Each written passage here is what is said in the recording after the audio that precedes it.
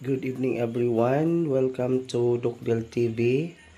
So this time mag-unbox tayo ng parcel and this is coming from Ma'am Jean Castillo of Santo Tomas, Davao del Norte. But before that, for those who are new to this channel, I want you to subscribe and then hit the notification bell so that if I have new videos relating to growing and cultivating orchids, you will always be updated.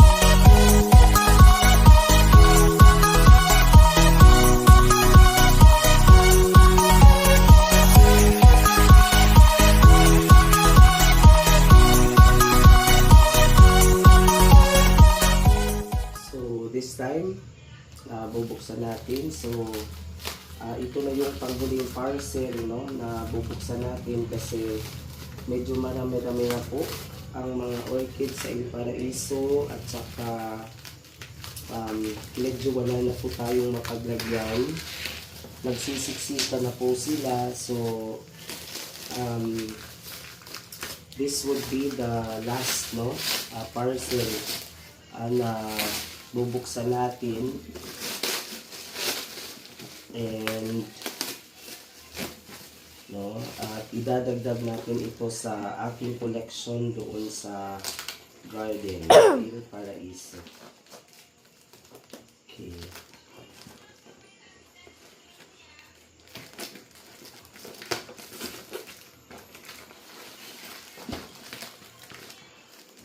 Okay, so ganito talaga sila magbalot ng kanilang parcel, no? In this manner, mapapamura po, no, ang bayad ng shipping fee. Okay. Kasi nakabilog ang paraan ng kanilang paglalagay ng mga halaman doon sa box. So, this is their own way, no? Para matulungan nila ang kanilang mga buyers na hindi ganun ka mahal ang babayaran sa parcel. Okay, so yun. So, excited ako sa freebie, no, na ating makikita later. Ayan.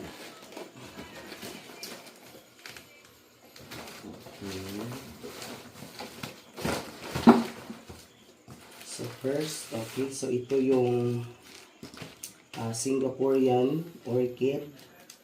So actually, no, this is the national flower of Singapore.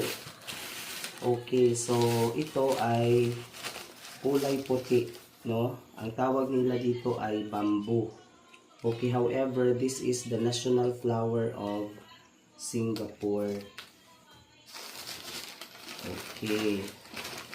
Next, I think ito yung banda na okay, nangunguluktoy na ang kanilang mga dahon kasi 2 linggo ata sila, no, nakatambay doon sa kina Ma'am Jean. Okay. So meron siyang puti. Okay.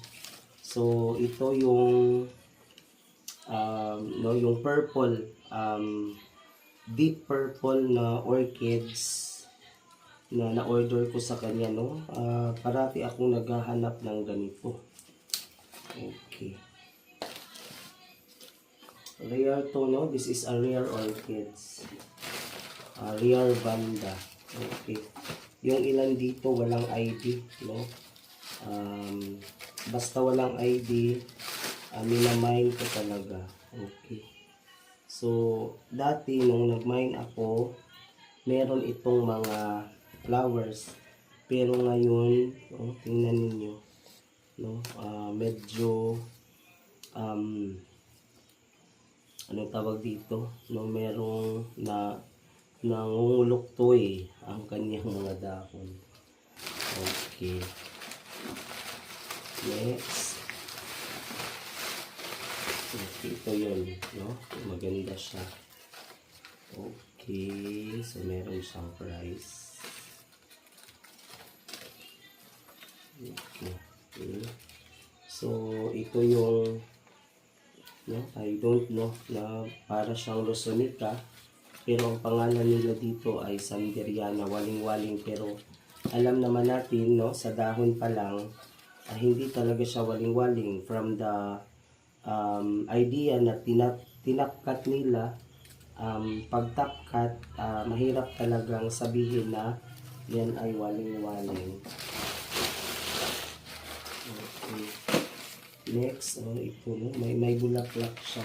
Hindi pa masyadong nalanta yung kanyang flower.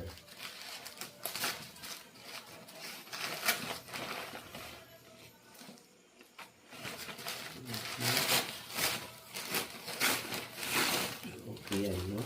Okay, maganda. Okay. So, isa ring uri ng banda, no? At least, nag-survive ang kanyang flower. Okay, yan po ang kanyang kulay. Okay, merong maliit. Ano itong maliit na ito? Okay, how about this? Ito rin ay walang ID.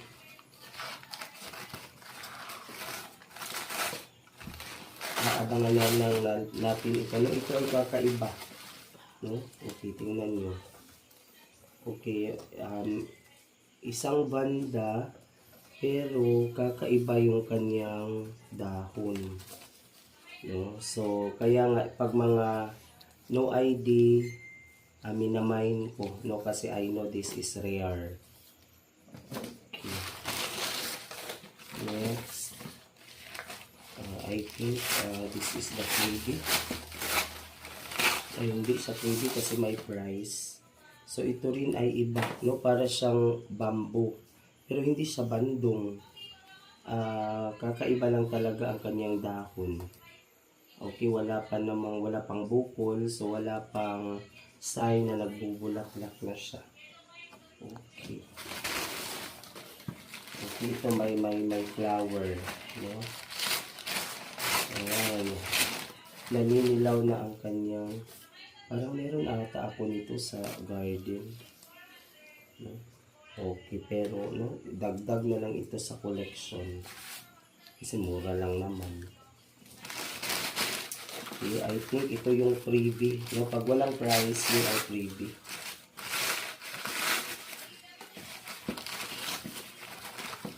Okay, no? This is Icattleya. Okay, no? Iwan ko kung anong kulay. Siguro this is the common Cattleya, yung pink, no? And then this one, this is 150.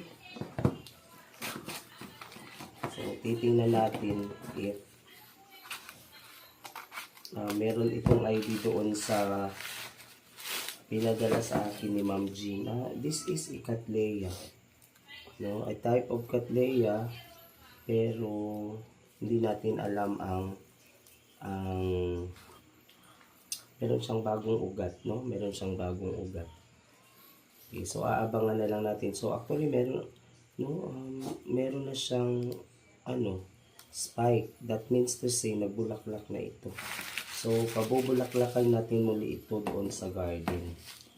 Okay, so ito po yung mga orchids na nabili ko. As what I have said, this would be our last unboxing of parcel Okay. Ayan. So, no? Talagang kakaiba yung kanilang mga okay, ito medyo mahal-mahal. No? Pero let us try to see, no? We have to make this bloom doon sa garden. Ito din, no? Okay yan.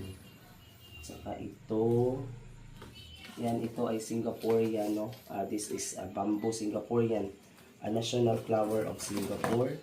And then this one. So ito po yung mga, no? Ito po yung mga nabili ko, no? Kay Ma'am Jean. So gagawin natin para maibalik yung kanyang buhay. We are going to soak this with water na merong brown sugar.